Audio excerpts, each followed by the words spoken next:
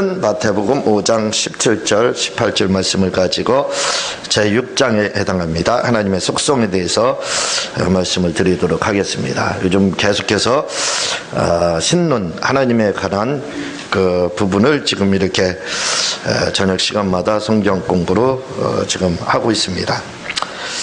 먼저 시간에는 하나님의 명칭에 대해서 살펴보았는데, 하나님의 명칭이라는 것은 다른 말로 말하면, 쉽게 말하면 하나님의 이름을 의미하는 말이고, 오늘은 하나님의 속성이라는 부분을 이렇게 다루게 되는데, 이 하나님의 속성 부분은 오늘 다루는 부분하고 다음 시간에 다루는 부분을 이렇게 그 두 부분은 이렇게 다루게 됩니다.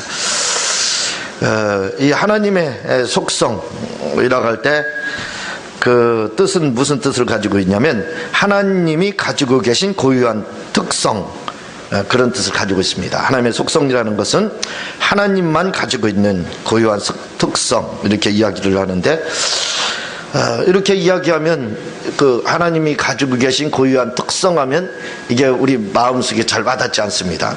그래서 이 말을 좀 사전적인 의문으로 이렇게 찾아보니까 뭐라고 되어 있느냐면, 속성이라는 말은 그 뜻은 사람의 특성이나 성질, 이렇게 되어 있습니다. 사람의 특성이나 성질, 그게 이제 속성이다, 이렇게 되어 있는데, 그러면 또 이게 이제 또 성질이라는 게 또 뭐냐 이거죠. 그래서 계속 사전으로 찾아봤습니다. 그래서 성질이라는 것이 뭐냐 했더니, 사람이 지닌 마음의 본바탕, 이렇게 되어 있습니다. 그래서 사람이 지닌 마음의 본바탕, 이걸 이제 성질이다, 이렇게 하는데, 결국은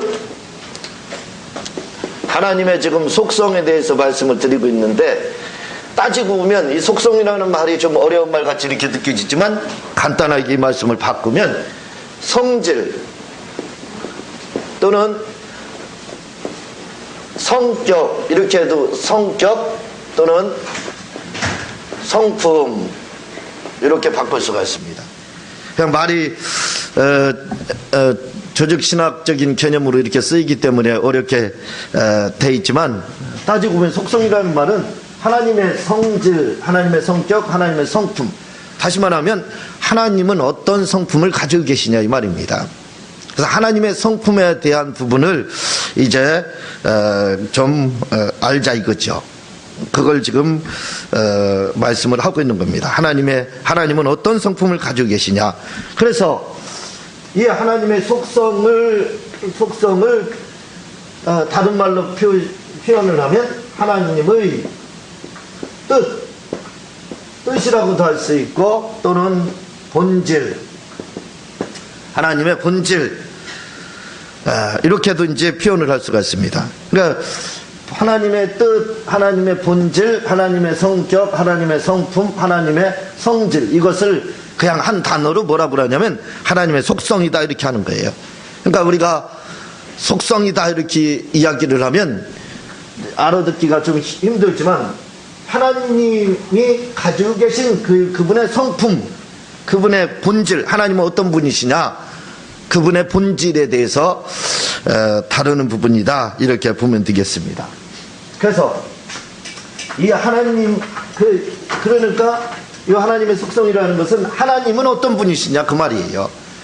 그냥 쉽게 우리가 생각하면 하나님은 어떤 분이시냐, 그 말입니다. 하나님은 어떤 성품을 가지고 계시느냐 할 때, 여기에는 두 가지가 있습니다. 하나는 비공유적 속성,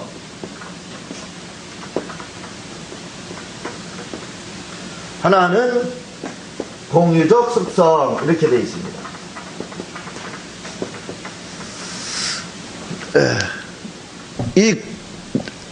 이렇게 이야기를 하니까 또 굉장히 어려운 말처럼 이렇게 생각이 드는데, 사실은 그렇게 어렵지 않습니다. 무슨 말이냐면, 하나님의 성품을 이야기를 하는 것인데, 하나님은 어떤 분이냐, 그분은 어떤 성품을 가지고 계시냐 할 때, 비공유적 성품을 가지고 계시고 공유적 성품을 가지고 계신다, 이 말이에요. 근데 비공유적 성품이라는 것은, 이것은 절대적 속성이다 볼 수도 있는 거예요. 왜? 하나님만 가지고 있는, 하나님만 독립적으로 하나님만 가지고 있는 그 성품을 말을 하는 겁니다. 하나님만 독특하게 가지고 있는 성품, 그걸 비공유적 속성이라고 하고, 공유라고 이렇게 함으로 말미암아 공유한다 이렇게 말을 하죠. 그럼 뭔가 또 하나 가지고 있는 겁니다. 그래서 공유적 속성이라고 할 때는 사람도 포함되는 거예요. 여기 하나님도 포함되는 거고, 그래서 하나님과 사람이 공통적으로 가지고 있는 속성이 있다 이거죠. 하나님의 속성이 그대로 사람에게도 나타나는 부분이 있는데, 그걸 가리켜서 바로 공유적 속성 이렇게 말을 하는 겁니다. 그리고 오직 하나님만이 가지고 계신 그런 절대적인 그런 성품이 있다 이거죠. 독특하다 이겁니다. 이건 하나님만 가지고 있다 이거죠. 사람은 흉내낼 수도 없고 쫓아갈 수도 없는 부분, 오직 하나님께만 속해 있는 하나님의 어떤 성품을 이야기를 하고 있습니다. 이것은 하나님의 성품이 사람 속에 나타나는 거고요. 그래서 이 공유적 속성인 하나님과 사람에게 나타난 이 공유적 속성은 다음 시간에 말씀을 드리도록 그렇게 하고, 오늘 시간에는 이 비공유적 속성에 대해서만 말씀을 드리려고 하는 겁니다. 그러니까 오늘 이 부분을 잘 알게 되면 하나님의 본질, 하나님의 성격, 하나님은 어떤 성품을 가지고 계신가, 또는 하나님은 어떤 분이신가 하는 것을 우리가 알 수 있게 되는 거예요. 상당히 중요한 부분입니다. 심는 부분에 있어서 굉장히 중요한 부분이고, 사실은 굉장히 어려운 부분에 해당하는데 저는 쉽게 설명을 드리겠다 이거죠.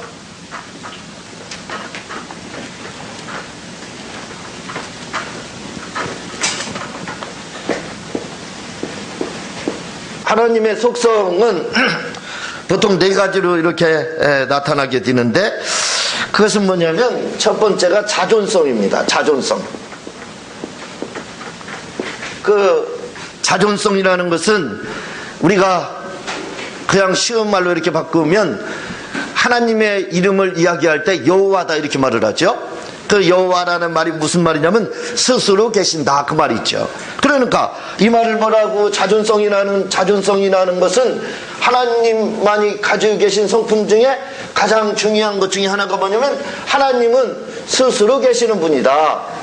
스스로 계시는 분이다 그 말입니다. 스스로 계시는 분, 그게 이제 하나님의 그 네 가지 성품 중에서 첫 번째 이 성품에 이렇게 해당하는 겁니다. 그러니까 이것은 말씀을 드렸듯이 여호와라는 개념하고 그 여호와라는 그 뜻을 알게 되면 되는 거죠. 하나님은 스스로 계시는 분이다 라는 뜻을 알게 되면 바로 하나님의 속성 중에서 하나님은 자존성, 스스로 계신다. 스스로 계신다는 것은 피조물은 어떤 피조물이든지 스스로 존재할 수 있는 그런 피조물은 하나도 없습니다. 그렇죠? 피조물이라는 것은 뭔가 부족한 존재라 이거죠. 그래서 누구의 도움을 받지 않으면 안 된다 이거죠. 그게 피조물입니다. 완전하지 못하고 완벽하지 못한 것이 피조물이다 이거죠. 그러나 하나님만은 그렇지 않다 이거죠. 하나님은 완전하시다 이거죠. 이렇게 자존성, 스스로 누구의 도움도 필요치 않는다는 겁니다. 하나님이 뭔가 부족하셔서 누구의 좀 협조를 구하고 그런 것이 아니라 하나님은 그냥 스스로 그렇게 존재하고 계시다 그 말입니다. 그러나 피조물은 말씀을 드렸지만 스스로 존재할 수 없거든요. 반드시 그 창조자, 조물주라고 그러죠. 창조주를 다른 말로 조물주다 이렇게 말을 합니다. 그래서 우리가 조물주 많이 그러거든요. 사람들은 조물주 이야기를 많이 합니다. 그런데 그 조물주가 뭔지도 모르고 그냥 조물주라고 그래요. 창조자라는 뜻입니다. 창조자. 결국은 믿지 않는 사람들도 조물주가 뭐 어떻게 하셨다 그렇게 이야기를 하는 소리를 우리가 듣게 되는데, 그 말은 무슨 말이냐면 자기 스스로는 예수를 믿지 않는다 할지라도 결국은 조물주 하나님을 인정하는 겁니다. 그 조물주라는 말이 바로 창조자라는 뜻이에요. 그러니까 하나님은 스스로 그렇게 계시지만 다른 모든 존재는 피조물이다 이거죠. 조물주에서 피조된 그런 존재라는 겁니다. 그런데 이렇게 하나님이 스스로 계신다, 스스로 존재하신다. 스스로, 사람은 스스로 존재할 수 없지만 하나님은 스스로 존재하시는데 어떤 측면에서 스스로 존재하시느냐 이거예요. 세 가지 측면에서 스스로 존재하시는데, 그것이 뭐냐면 첫 번째가 지적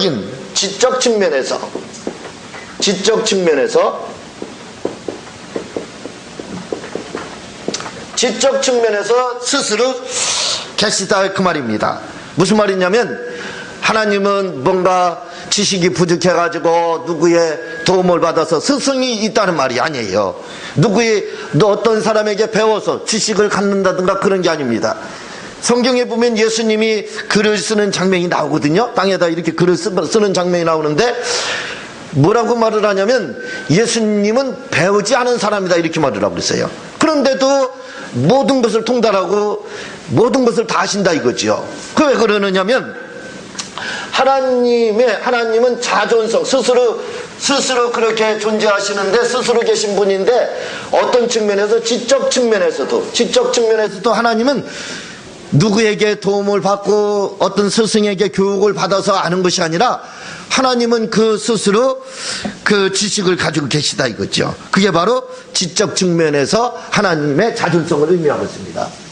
그리고 또 두 번째가 의지적 측면에서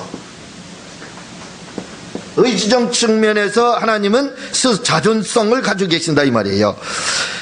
다시 말씀드리면 이 의지라는 것은 자기가 판단과 행함을 의미하고 있는데 그러니까 판단력이 잘못되면 사람들은 어떤 시행착오를 겪는다든가 잘못된 결론에 도달해서 실패를 할 수가 있다 이거죠. 그러나 하나님은 이 의지적인 측면에서도 독립적이시다 이거죠.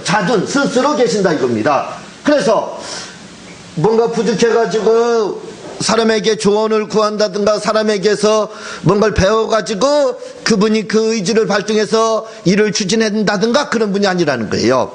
그분은 그냥 스스로 자기의 판단에 의해서 자기의 완벽한 판단에 의해서 결정을 내리시고 그리고 일을 행하신다 그 말입니다.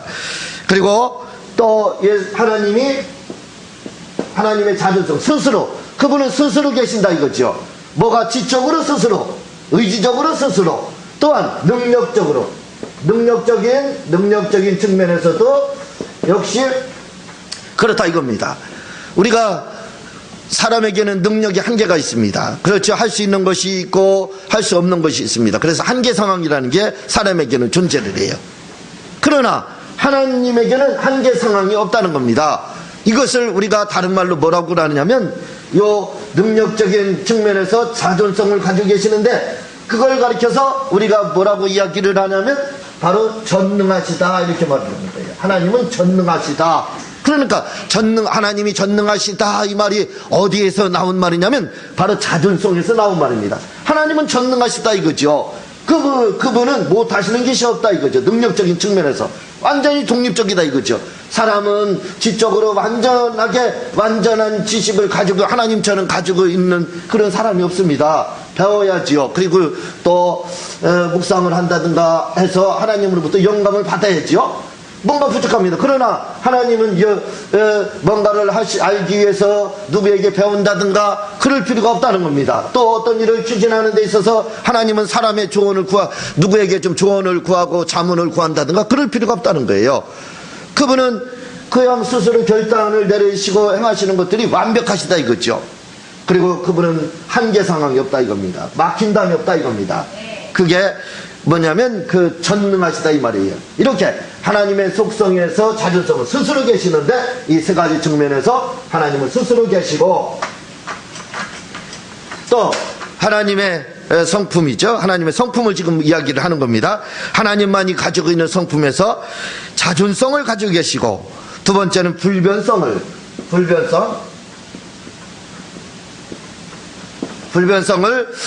하나님은 가지고 계신다. 다시 말하면 불변성이라는 것은 변치 않는다는 뜻입니다. 하나님은 변치 않는다. 우리 성경에 보면 예수 그리스도는 어제나 오늘이나 영원토록 동일하시다 이렇게 말씀을 하고 있어요. 이게 뭐냐면 예수님은 어제나 오늘이나 영원토록 동일하다 이 말은 변치 않는다 이 말입니다. 그분은 변치 않는다 이거죠. 그래서 그분은 영원토록 동일. 과거에 예수님이나 지금의 예수님이나 영원토록 동일하게 계시다 이거죠. 왜? 변치 않기 때문에. 그런데 이렇게 변치 않으시는 하나님의 이 불변성에서는 어떤 측면에서 변치 않느냐? 하나는 사상적인 측면. 사상이라는 것은 생각이다 이렇게 이렇게 생각하면 되는 겁니다. 하나님의 사상적인 측면에서 그분은 변하시지 않는다, 불변하시다. 그런데 이 사상적인 측면에서 불변하시다는 말을 우리가 쉽게 이야기를 하면 어떤 하나님의 계획이나 어떤 목적 이런 것들이 하나님께서 좀 시행착오를 겪어서 수정을 한다든가 교정을 한다든가 그렇게 하는 것이 아니라는 거예요. 이 우주선이라는 것도 우리가 우주선을 발사를 하잖아요. 그래서 우주선이 지금 막 우주 공간에 굉장히 많은 우주선이 돌고 있어요. 근데 그 우주선이 도는 데 있어서 항상 날마다 해주는 것이 있다는 겁니다. 그것은 뭐냐면 궤도를 이탈하지 않게 여기 멀리 떨어져 있지만 그 궤도 수정을 끊임없이 해줘야 된다는 거예요. 그러지 않으면 이 우주선이 조금 이 오차가 생겨서 결국은 뭐냐면 궤도를 이탈하게 된다는 거예요. 그래서 궤도 수정을 계속해서 해줘야 되는데 하나님의 이 사상적인 측면에서 하나님은 불변하시다는 것은 궤도 수정이 필요 없다는 겁니다. 조금만의 그러한 아무리 최첨단 과학이 발달했다 할지라도 우주선 궤도 벗어나지 않게 해서 수정과 교정이 필요하지만 하나님은 그런 것이 필요 없다는 겁니다. 변하지 않는다, 변치 않으신다 그 말입니다. 그래서 오늘 말씀에 보게 되면 내가 율법이나 선지자나 폐하러 온 줄로 생각지 말라. 폐하러 온 것이 아니요 완전케 하려 함이루라. 18절 한번 읽어보시 바랍니다. 시작. 진실로 너희에게 이르노니 선지가 없어지기 전에는 율법의 일점 일이라도 반드시 없어지지 아니하고 다 이루리라. 예, 하나님의 말씀 변치 않는다 이 말이에요. 왜? 우리가 하나님의 말씀 변치 않는다, 율법의 1.1기도 변치 않는다 이렇게 이야기를 많이 하는데 왜 그러냐? 하나님만이 가지고 있는 속성 중에 바로 불변성을 가지고 있는데 사상적인 불변성을 가지고 있다 이거죠.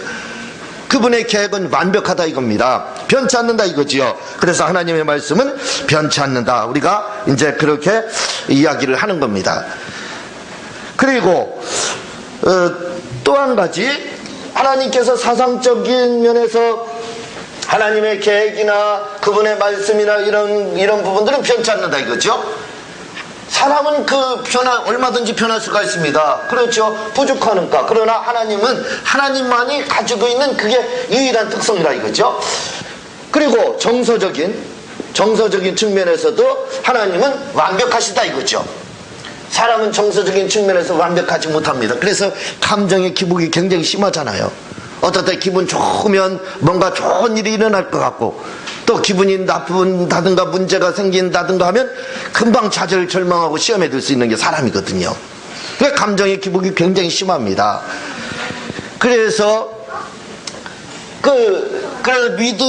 믿음이 좋고 하나님의 말씀대로 우리가 사는 사람들은 감정의 기복이 별로 없어요. 왜냐하면 말씀이 내 감정이 되기 때문에. 그렇죠. 말씀이 내 감정이 되기, 하나님이 내 감정이 되기 때문에 감정의 기복이 별로 없어요. 그러나 믿음이 그 정도 되지 못하면 감정의 기복이 굉장히 심할 수가 있습니다.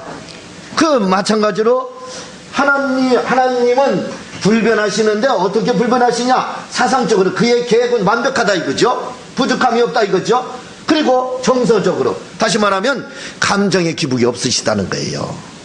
예, 어떤 때는 하나님이 기분이 좋으셔가지고 당장이라도 뭔가 복을 주시고 상금이라도 좀 주시고 기분 좋게 하면요 그렇게 하실 것 같지만, 그러나 또 기분이 나쁘시면 당장 징계라도 내리시고 그렇게 하실 것 같지만 그런 분이 아니시라 이거죠. 사람은 감정에 의해서 막 좌우되지 않습니까? 그래서 기분이 좋으면 좋다 해가지고 한턱 낼 수도 있지만 기분이 나쁘면 갑자기 또 감정이 상해서 사람이 또 왼수로 이렇게 돌아설 수도 있어요. 그게 사람입니다. 그러나 하나님은 그런 분이 아니시라 이거죠. 정서적으로 그분은 완벽하시다 이거죠. 감정의 기복이 없다 이거죠. 그게 왜냐하면 하나님은 불변성이라 이거죠. 변치 않는다. 하나님의 속성이 바로 이게 하나님만이 가지고 속성입니다. 사람은 그렇지 못하다 이거죠. 하나님은 자존하시고 불변하시다. 그리고 하나님만이 가지고 있는 속성은 또 한 가지는 바로 무한성입니다. 무한성.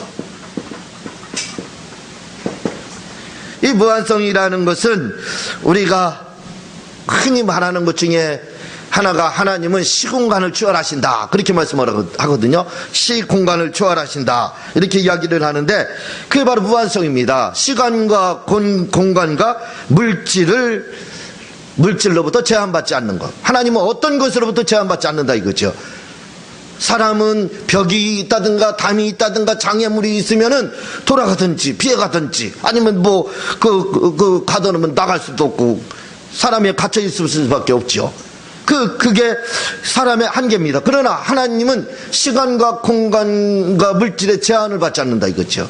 그래서 하나님을 좀 가둬야 되겠다고 해서 하나님 여기 계세요 하고 나가서 문을 잠근다고 해서 하나님이 요 안에 갇혀 있느냐 그런 일은 없다 이거죠. 하나님 나는 미국에 가 있을 테니까 여기 잠깐 계세요 하고 그렇게 한다고 해서 하나님이 여기 미국까지 안 쫓아오시냐 그렇지 않다는 겁니다. 하나님은 그냥 시간과 공간과 물질을 그냥 초월하신다 이거 제한받지 않으신다 이거죠. 그게 우리가 그러니까 이런 것들을 봐봐요. 자존성이나 불변성이나 무한성이나 이런 것들 우리가 이야기를 많이 합니다. 그렇죠? 성도들 가운데 또 이야기를 많이 하고 또 기도 가운데 여러분들이 또 다른 사람에게 전도를 한다든가 하나님에 대한 이야기를 할 때 이런 이야기들을 굉장히 많이 합니다. 하나님은 제한받지 아니하시고 변치 않으시고 스스로 이런 이야기를 많이 해요. 그런데 그게 다 뭐냐면 하나님의 속성에 해당하다 이겁니다. 그렇지 우리가 하나님의 속성이라고는 뭘 알지 못했지만 그러나 그거에 대해서 조직신학적인 개념에서는 바로 이렇게 정립을 하고 있는 거예요. 그런 부분이 다 하나님의 속성에 해당하다 이야기를 하고 있는 겁니다. 그러니까 이런 부분에 대해서 우리가 알아두면 도움이 되는 거죠. 그래서 하나님은 전혀 제한을 전혀 받지 않는다. 무한하시다 이 말이에요. 하나님은 제한을 받지 않으시는데 어떻게 제한을 받지 않느냐? 역시 네 가지 측면에서 제한을 받지 않으십니다. 그것은 뭐냐면 하나님은 완전하신 분이시다 이거죠. 완전하다.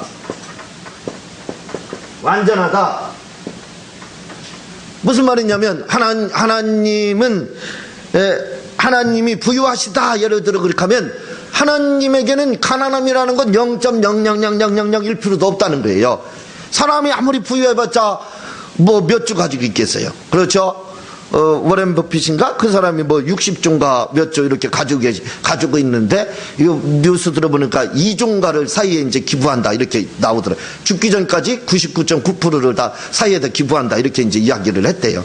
그래서 매년 7월 달에 기부를 하는데, 이번에 7월 달 돼가지고 2조 얼마를 기부를 했다. 이렇게 이제 이야기를 하는데, 아니, 60조를 가지고 있다 할지라도 돈이 60조밖에 없습니까? 돈이라는 건 말도 못하죠. 끝이 없는 게 돈이잖아요. 근데 아무리 부유하다고 할지라도 사람은 그래 60조 많다. 사람 보기에는 많아요. 그렇지만 하나님의 입장에서 볼 때는 얼마나 되겠어요 그게요. 그렇죠? 별로 차이가 안 납니다. 우리 부족한 거나 그분 부족한 거나 부족한 건 똑같아요. 물론 정도의 차이는 있을 수 있지만 어쨌든 부족하다 이거죠. 그렇죠? 그러나 하나님은 부유하시다 할 때 0.00001%도 거기에 가난함이 없다는 거예요. 그렇게 완전하시다 또는 하나님이 거룩하시다 할 때 아무리 사람이 거룩하게 행한다 할지라도 뭔가 어디 조금 흠이 있고 부족할 수 있어요. 그렇죠? 그렇지만 하나님이 거룩하시다 할 때는 0.000 어떻게 그렇게 될지 모르지만 그런 흠도 없다는 거예요. 그게 바로 하나님의 완전하시다. 그게 왜? 하나님의 무한성입니다. 무한성에 그 완전하신 것이 들어가 있다. 이것도 하나님은 영원하시다. 이런 말들 우리가 다 쓰는 말들이에요. 결국은 그죠? 그렇죠? 이런 것들을 다 쓰고 계십니다. 다 있습니다. 이 영원이다. 그건 뭐냐면 돈이 없다 그런 뜻이 아니에요. 그렇죠? 그런 뜻이 아니라 영원하다는 뜻입니다. 끝이 없다는 거예요. 우리가 그 알파와 오메가로서 처음과 끝이다 이렇게 이야기를 하는데 이걸 우리가 직선으로 생각하니까 처음과 끝이 있는 것처럼 이렇게 생각을 하죠. 하나님에게 있어서 이 처음과 끝이라는 것은 마치 원과 같은 겁니다. 원과 같은 거라서 어디서 시작됐는지 어디가 끝인지가 없는 거예요. 이게 끝이 없다. 이 끝이 없다라고 하는 것은 시간적인 개념에서 쓰는 거예요. 시간적인 개념에서. 하나님은 영원하시다. 그 말은 끝이 없다 이거지. 어디에서 시간적인 개념. 그러니까 우리 생각으로는 2000년 전도 있습니다. 4000년 전도 있고요. 아담 시대도 있습니다. 그렇죠? 그러니까 그리고 앞으로 오늘 지금 2010년인데 2011년도 있어요. 그리고 2012년도 있습니다. 무슨 말이냐면 미래라는 게 있다 이거죠. 그러니까 사람은 뭐예요? 끝이 있습니다. 끝이 있어요. 시작과 끝이 있어요. 그렇잖아요. 시작이 있습니다. 태어난 날도 있고요. 달력의 시작도 있습니다. 그리고 끝도 있습니다. 1년도 끝이 있고 7월달도 지금 7월달인데 7월달에 시작이 있고 7월달에 끝이 있습니다. 이 사람에게는 언제든지 끝이 있어요. 인생도 사람도 태어난 시기가 있고 또 죽는 시기가 있습니다. 그러니까 끝이 있어요. 그런데 그 끝이 있다는 시작이 있고 끝이 있다라는 말은 뭐냐면 우리가 이걸 역사라고 그러는데 다른 말로 말씀드리면 바로 시간이라는 뜻입니다. 시간에는 끝이 있고 그리고 시작도 있다 이거죠. 과거도 그래서 과거라는 것이 있고 미래라는 게 있습니다. 그러나 하나님의 입장에서의 이 시간이라는 것은 없다는 겁니다. 시간이 없다는 거예요. 하나님은요. 우리가 시간 없다, 나 바빠서 시간 없다, 그런 뜻의 시간이 없는 게 아니라 하나님에게는 시간이라는 것이 무의미하다는 거예요. 왜냐하면 과거라는 것도 없고 미래라는 것도 하나님께는 없어요. 우리 사람이 보기에는 내년의 문제고 과거의 문제 이렇게 지나간 과거지 이렇게 이야기를 하고 앞으로 내년에 그런 계획을 가지고 있다 이렇게 이야기를 할 수가 있습니다. 그러나 하나님의 입장에서는 그런 것이 없다는 거예요. 오직 현재라는 겁니다. 현재에서 과거를 바라보고 하나님의 입장에서는 과거라는 것도 뭐예요? 그게 현재입니다. 현재 위에서 이렇게 내려다보면 그게 그거예요. 그렇죠? 그런 것처럼 마치 그렇다 이거죠. 우주선에서 지구를 이렇게 내려다보면요, 우리가 지구를 보면 여기서 우리 그 나라에서 지구로다 땅굴을 파가지고 밑으로 내려가면 어느 나라가 나올 것 같아요? 네, 남미. 제가 그 전에 보니까 아르헨티나인가 거기가 나온다는 것 같더라고요. 계속 땅굴을 파서 반드시 내려가고 팔 수도 없어요. 사실 팔 수도 없지만 파면 그렇게 우리나라의 정반대가 그 남미에 해당하는 거예요. 그렇지만 우주선에서 이렇게 보게 되면요, 그 남미나 우리나라랑 똑같은 위치에 있어요. 그럼 뭐 표시가 납니까 그게? 그렇죠. 그냥 우리가 여기서 보니까 그 차이가 나죠. 그렇지만 저 위에서 보면은 지구가 조그만한 구슬과 같이 동태눈깔과 같이 그냥 파라는 시퍼라는 거 그거 하나 그 동태눈깔 쳐다보는 거랑 우리가 똑같아요. 거기서 걷기 별것도 아니에요. 그렇죠? 한눈에 다 보입니다. 그게 하나님의 시간이라는 거예요. 하나님에게 있어서 시간이라는 것은 마치 우주선에서 지구를 그 동태눈깔 우리가 쳐다보는 것처럼 그거 그냥 그걸 보는 거랑 똑같은 거예요. 과거가 어디 있습니까 거기에? 그렇죠? 미래가 거기가 어디 있어요? 그냥 우주선에서 지구를 손으로 한번 잡으면 잡힐 것 같잖아요. 우리가 보기에는 여기서 남미가 비행기 타고 한 24시간은 가야 될 거려? 그렇게 멀지만 그러나 우주선에서 보면 그냥 한 손에 잡힐 손가락 안에 들어갈 수 있는 거예요. 그러니까 그런 거에 거리가 그곳에서 볼 때는 아무 의미가 없는 겁니다. 마찬가지로 하나님의 시간, 우리가 볼 때는 시간이라는 개념, 과거, 미래라는 개념이 그냥 여기서 남미 가는 거리처럼 그렇게 보여요. 그죠? 과거가 있고 또 현재가 있고 미래가 있고 다 있어요. 그렇지만 하나님의 입장에서 볼 때는 그게 아무것도 아니에요. 한눈에 다 보이는 겁니다. 과거가 어디 있어요? 다 그냥 한눈에 보이는 거 현재지요. 다. 그렇죠? 한눈에 보이면 현재입니다. 그러니까 하나님의 입장에서는 미래도 현재, 과거도 현재 그렇다는 거예요. 이게 하나님의 영원하심, 하나님의 영원. 이게 사람으로서는 불가능하잖아요. 사람으로서는 이게 가능하지 않습니다. 그러나 사람에게는 시간의 개념이 있지만 하나님은 그렇지 않다 이것이죠. 자, 무한성. 이 무한성에는 편재성과 무변성이 있습니다. 편재성과 무변성. 근데 이 편재성이다 이렇게 이야기할 때는 이 편재라는 말을 유비쿼터스 이렇게 먼저 한번 설명드린 적이 있어요. 유비쿼터스 하나로다. 지금은 이제 리모컨, 지금은 이제 핸드폰이 그 일을 하죠. 뭐 스마트폰 이런 것들이 그런 일들을 하게 되는데 그 핸드폰 하나 가지고 모든 걸 다 조작할 수 있잖아요. 다 할 수 있죠. 은행 거래뿐만 아니라 가정에 있는 보일러도 돌릴 수도 있고 또 밥솥도 그 시간 타이밍을 맞춰 가지고 들어가면 뜨거운 밥 먹을 수 있게 하는 그걸 유비쿼터스라고 하거든요. 그 어디에나 지금 편재라는 것은 어디에나 있다는 뜻입니다. 동시에 있는 거랑 똑같은 거예요. 그렇죠? 그게 이제 유비쿼터스 이렇게 이야기하는데 그게 이제 그 편재성이라는 뜻이에요. 근데 사람에게 있어서는 우리가 핸드폰을 가지고 뭐 밥도 하고 보일러도 돌리고 뭐 선풍기도 돌리고 이렇게 해서 그게 유비쿼터스 딱 그러지만 무슨 유비쿼터스예요. 그렇지요. 핸드폰 조작하는 거에 지나지 않는 거죠. 내가 거기 가 있는 겁니까? 아니라 이거지요. 그냥 그런 뜻이라 어디에나 있는 것 같은 그런 현상이다. 그런 뜻입니다. 그런 시대가 왔다. 그런 걸 이제 대변하는 말이지 실제로 그렇지는 않다 이거죠. 근데 하나님의 편재성이라는 것은 하나님은 어디에나 계시다는 거예요. 안 계신 곳이 없습니다. 한번 도망가 보세요. 하나님이 거기에는 없는 줄 아세요? 어떤 분이 하나님 지하에는 안 계시겠지. 하나님 눈길을 좀 피하려고. 그래서 지하 몇 층까지 계셨다는 거예요. 그런데도 하나님 거기 계시더라는 거예요. 그러니까 그게 바로 하나님의 편재성입니다. 안 계신 곳이 없어요. 근데 이 편재성이라고 할 때, 이 무한성 중에 편재성이라고 할 때는 이것은 어디를 말을 하냐면 우주 안에서의 편재성을 말을 하고 있어요. 무한성이라는 것은 우주 밖에서의 편재성을 말을 하고 있어요. 왜 이렇게 나눴는지 나도 모릅니다. 그냥 편재다 이렇게 하면 되겠네. 그래서 이 말을 저는 하나로 만들고 싶어요. 뭐라고?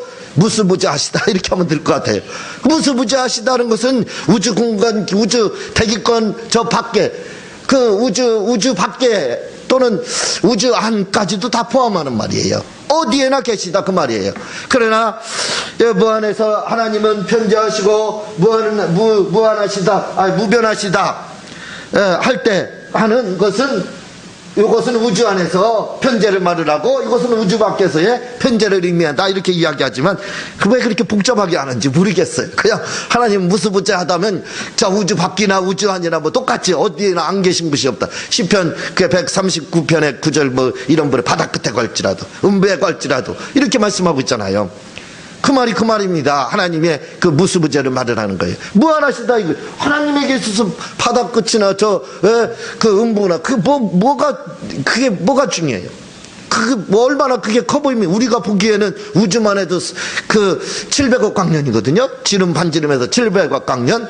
그리고 우주에 끝이 있어서 타원형으로 되어 있는데 원형으로 되어 있는데 그걸 한 바퀴 돌려면 빛의 속도로 2천억 광년이거든요. 그러니까 사람이 보기에는 굉장히 커요. 근데 하나님 보시기에는 그게 아무것도 아니라는 겁니다. 예? 그리고 저 음부라고 하는 그것도 거기에도 계시다 이거죠. 안 계신 곳이 없다 이거죠. 그렇게 하나님에게 있어서는 말 그대로 무한성, 시간과 공간과 물질의 개념을 초월하시는, 제한받지 않는다 그 말입니다.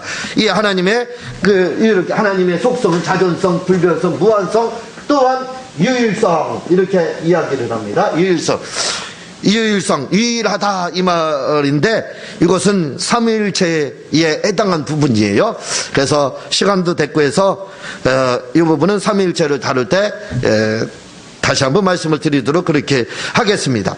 그러니까 지금 하나님의 속성, 하나님은 어떤 분이시냐 이거예요. 하나님만이 가지고 계신 그분의 성품, 그분의 본질은 그분이 어떤 분이시냐 할 때, 그분의 속성이 어떤 분이시냐 할 때 그분은 자존하시고 그분은 불변하시고 그분은 무한하시고 그리고 그분은 이제 본질적인 측면이죠. 이건요 유일하신 분이다 그런 뜻입니다. 이건 사람이 아무리 도전해도 도전할 수 없는 겁니다. 흉내를 내려고 해도 흉내낼 수 없는 부분이에요. 오직 하나님만이 가지고 계신 독특한 절대적인 부분이 속성이라 이거죠. 그러나 그 하나님의 속성이 사람에게도 드러나고 사람에게도 나타나고 있는데 그것을 가리켜서 공유적 속성 이렇게 이야기하는데 다음 시간에 그 부분에 대해서 말씀을 드리도록 하겠습니다. 제가 기도하고 주님과